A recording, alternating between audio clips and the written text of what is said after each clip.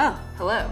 I'm Puno, and I'm here at Girlboss HQ to guide you through the murky waters of business owning. I know when it comes to business, there are 1,000 voices out there telling you a million things to do.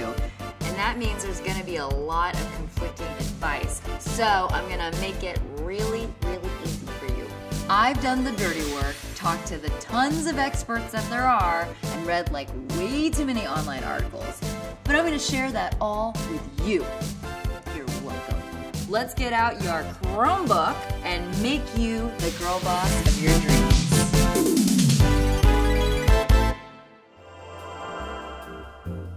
Today, we are going to talk about a major part about being a business owner, finance. Even if you didn't start your business to make money, knowing about it keeps your business sustainable while also growing it. So I'm gonna make sure you know how to track your business finances and also talk about them. It all starts with a budget, so we're gonna make one together. Then I'm gonna teach you some key financial terms. Knowing the jargon can get you a seat at the table in financial conversations, and I want you elbowing into those conversations, not being shut out. Okay, so budgets. They exist to make sure you have money available for all the things you need for your business to grow and expand. So when you're confronted with a very big question like, should we move offices? Should I hire a web designer? You know exactly how much money you have to play with. And because budgeting is all about saving, the first big rule is be conservative. Hope for the best, but protect yourself from the worst. Always add a 15% buffer to every budget. The second most important thing is to focus on your ROI, or return on investment. Ideally, you shouldn't just be getting your money back, but growing your investment. Once you've got your priorities handled, it's time to build a budget. And I like to make my budgets in Google Sheets because it's free, and it means all that info is on the cloud. I can access it online or offline. I can share it with my coworkers. I have it all backed up automatically, and obsessively check it on my phone in the middle of the night when I can't sleep. Not that that's a thing that I do. Let's use a Google Sheet budget. I'm going to launch the Google Sheets app on my Chromebook, and then I'm gonna hit plus. If you hit this arrow, you can see a budget template, but I wanna show you how to do it from scratch. So we're just gonna select blank for now, and bam! I'm gonna title mine budget right here. Okay, I'm gonna put all caps like this.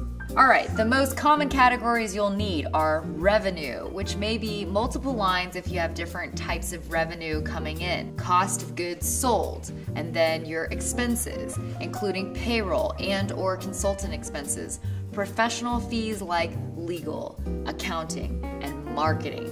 Then you're gonna make two categories, one for your estimated budget, and then one for your actual numbers. Then you can compare what you think you're spending, versus what you're actually spending. The differences might surprise you, or not, because you're smart and you know yourself. Now, let's get into some Google Sheets formulas. We're gonna need numbers for that, so under revenue, let's put $200,000 because we wanna dream big. Then we'll add a few expenses like rent and snacks, because there will always be snacks.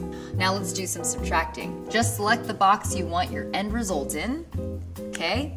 And then type an equal sign, like that. Then you click the first box you want to subtract from, revenue, that's what you want to subtract from. Type a minus sign, minus, and then click the thing you want to subtract, and in this case it would be rent.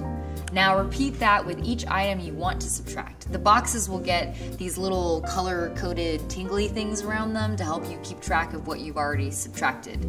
So it's also really handy to include here the boxes that maybe you haven't filled in yet, because eventually you might want to. That way the spreadsheet will update itself as you enter in more info. When you're done with your formula, you're just gonna hit enter, and boom, you get your results. I like to change the font here to red, using the color picker, and bold, like that, just so it catches my eye. Now, say you want to pull in information from other places and integrate info from two different sheets. There's a really simple formula for that. So let's try it. First, make another Google Sheet, then name it February's budget. Select a cell, type your minus sign, and then type in import range. Then a parentheses, boom, then copy the URL of the sheet that you want to import. Copy, Control C.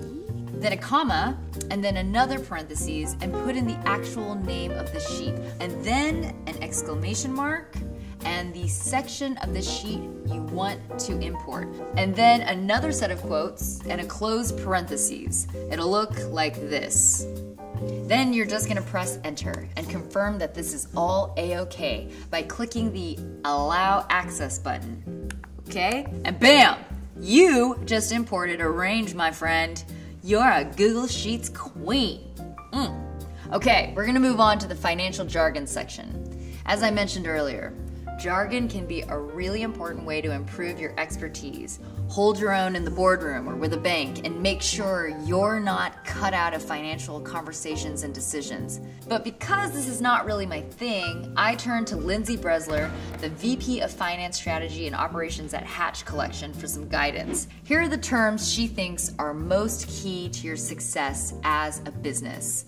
Let's start with financial planning and analysis, or FPNA. That's the process of compiling and analyzing your business's long-term financial strategy. Second is the balance sheet, which is the financial statement that summarizes your company's assets, liabilities, and shareholders' equity at a specific point in time. Next, there's profit and loss statement, or P&L, which shows the company's revenue and expenses over a period of time. And then there's the cash flow statement. It captures all the cash going in and out of your company, and it's usually done quarterly. Next is earnings before interest, tax, depreciation, and amortization, or EBITDA. It's used to analyze and compare profitability between companies, basically to see if you're a good investment.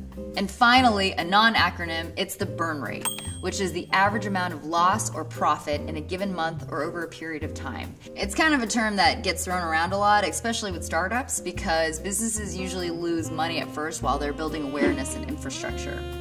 And if this is really overwhelming and confusing to you, that's totally okay. You can always bring on a partner to help you develop your budget. Hiring someone with that expertise can save you money over time and be totally worth the upfront costs. To get started with financial planning, you should, number 1, think conservatively and focus on long-term goals like your return on investment, ROI.